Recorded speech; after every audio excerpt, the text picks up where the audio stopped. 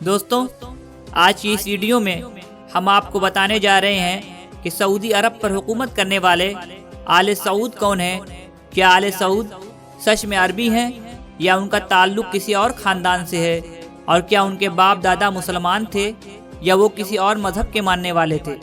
ناظرین، آگے بڑھنے سے پہلے آپ سے گزارش ہے کہ اگر آپ نے ہمارے چینل کو ابھی تک سبسکرائب نہیں کیا تو ہمارے چینل کو سبسکرائب کر لیں اور پاس ہی بیل بٹن کو بھی دبا دیں تاکہ اس طرح کی معلوماتی ویڈیو کی نوٹیفیکیشن آپ تک پہنچتی رہے۔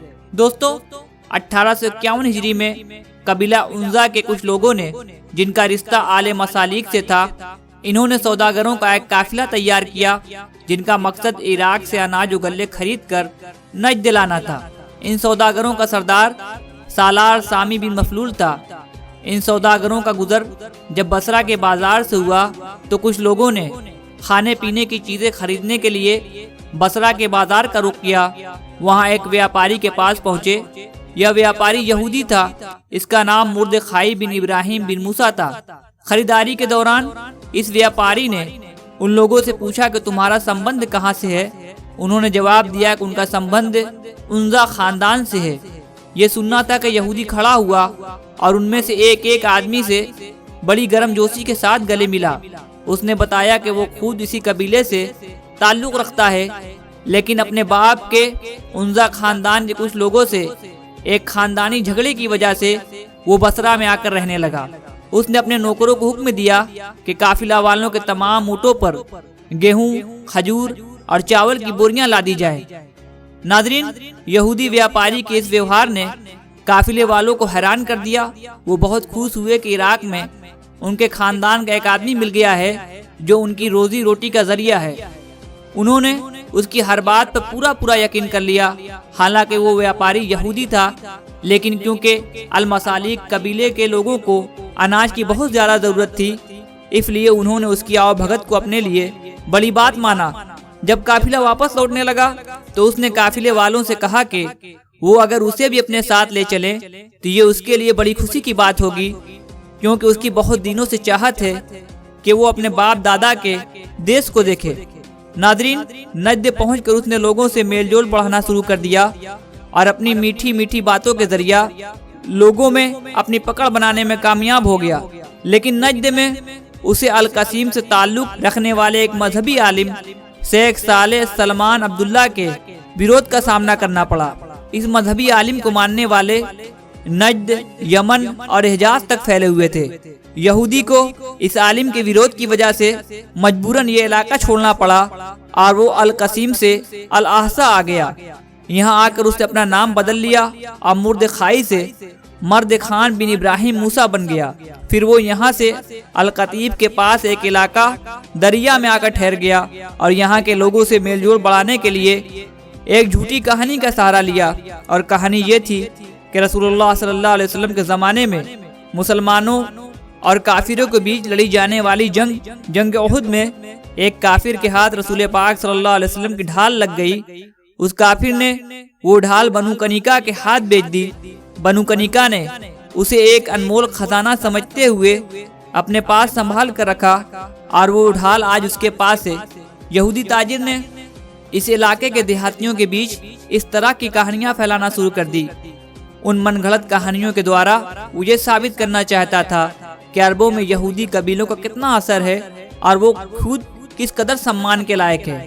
اس نے اس طریقے سے عرب دیہاتیوں، بنجاروں، بھولے بھالے لوگوں میں اپنی ایک جگہ اور رتبہ بنا لیا۔ آخر اس نے ارادہ کر لیا کہ وہ ہمیشہ قلعہ القطیف کے پاس دریا قصبے میں ٹھہرے گا اور اسی جگہ کو اپنے خفیہ کاموں کا کیندر بنائے گا۔ اس کے خیال میں یہ علاقہ عرب میں بڑی یہودی ریاست کے قیام کے لیے آسانی پیدا کرے گا۔ ناظرین، اس یہودی نے اپنے ارادے کو پورا کرنے کے لیے ریگستان میں رہنے والے دیہاتیوں سے میل جول شروع کر دیے۔ اس نے اپنے آپ کو ان لوگوں کا واسطہ کہلوانا شروع کر دیا۔ اسی دوران دو قبیلے، قبیلہ عجمان اور قبیلہ بنو خالد، اس یہودی کی اصلیت کو جان گئے اور فیصلہ کیا کہ اس بغاوت کو یہیں ختم کر دیا جائے۔ دونوں قبیلوں نے مل کر اس کے مکھیہ استان دریا پر حملہ کر دیا اور اس بستی کو پوری طرح تباہ و برباد کر دیا۔ جبکہ مردخائی جان بچا کر بھاگ نکلنے میں کامیاب ہو گیا اور الحارث کے نزدیک المالی بیت گسیبہ کے نام سے فارم میں پناہ لی۔ یہی الحارث آج ریاض کے نام سے جانا جاتا ہے جو سعودی عرب کی راجدھانی ہے۔ مردخائی نے اس فارم کے مالک کو جو بہت بڑا زمیندار تھا سے نویدن کی کہ وہ اسے پناہ دے۔ فارم کا مالک ایک سجن انسان تھا، اس نے مردخائی کی بات مان لی اور اسے اپنے یہاں پناہ دے دی۔ دوستو، لیکن مردخائی کو اس زمیندار کے پاس ٹھہرے ہوئے 1 مہینہ ہی گزرا تھا کہ اس نے اپنے ساتھ بھلائی کرنے والے اس زمیندار اور اس کے گھر والوں کو قتل کر دیا اور بہانہ یہ کیا کہ ان سب کو ڈاکوؤں نے قتل کر دیا، اور ساتھ ہی ساتھ اس نے یہ بھی اعلان کیا کہ اس دکھد حادثے سے پہلے اس نے اس زمیندار سے اس کی پوری زمین خرید لی تھی۔ اس وجہ سے اب اس کا حق بنتا ہے کہ اب وہ یہاں کا ایک بڑا زمیندار بن کر رہے۔ مردخائی نے اس جگہ پر دخل لینے کے بعد اس کا نام بدل کر اپنے پرانے کھوئے ہوئے علاقے کے نام پر آل دریا رکھا، اور اس ہڑپی ہوئی زمین پر جلد ہی اس نے ایک بڑا مہمان خانہ بنوایا جس کا نام اس نے مضافہ رکھا۔ یہاں رہتے ہوئے اس نے دھیرے دھیرے اپنے ماننے والوں کا ایک سنگٹھن بنا لیا، جنہوں نے لوگوں کے بیچ یہ جھوٹ بات پھیلانا شروع کر دیا کہ مردخائی ایک مشہور عرب شیخ ہے۔ کچھ دنوں بعد اس نے اپنے افل دشمن شیخ صالح سلمان عبداللہ تمیمی کو ایک یوجنا کے دوارا قصبہ الزلافی کی مسجد میں قتل کروا دیا۔ یہ قدم اٹھانے کے بعد وہ ہر طرف سے بے فکر ہو گیا اور دریا کو ہمیشہ کے لیے اپنا ٹھکانہ بنا لیا۔ دریا میں اس نے کئی شادیاں کی جن سے یہ درجنوں بچوں کا باپ بنا۔ اس نے اپنے تمام بیٹے بیٹیوں کا نام عرب ناموں پر رکھے۔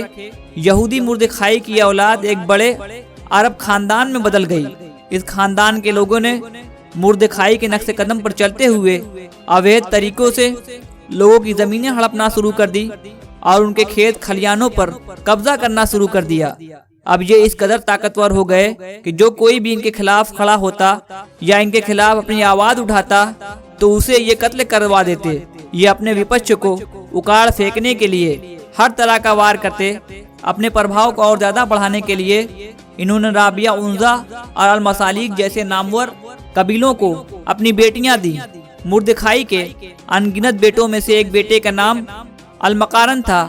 المقارن کے یہاں پہلا بیٹا پیدا ہوا جس کا نام محمد رکھا گیا تھا۔ محمد کے بعد المقارن کے یہاں اس کے دوسرے بیٹے نے جنم لیا جس کا نام سعود رکھا گیا۔ یہودی مردخائی کے اسی بیٹے کی نسل بعد میں آل سعود کہلائی۔ دوستو، اگر اتہاس کا ادھین کیا جائے تو پتہ چلتا ہے کہ شروع میں آل سعود نے مذہب کے نام پر بہت دنوں تک قتل کا بازار گرم رکھا، اور یہی خاندان کئی سالوں سے سعودی عرب پر حکومت کرتا آ رہا ہے، اور انہوں نے حجاز مقدس کا نام بدل کر اپنے خاندان کے نام پر سعودی عرب رکھا۔ ناظرین، امید ہے کہ آپ کو آج کی ہماری یہ ویڈیو پسند آئی ہوگی۔ پھر ملیں گے ایک نئی ویڈیو کے ساتھ۔ السلام علیکم ورحمۃ اللہ وبرکاتہ۔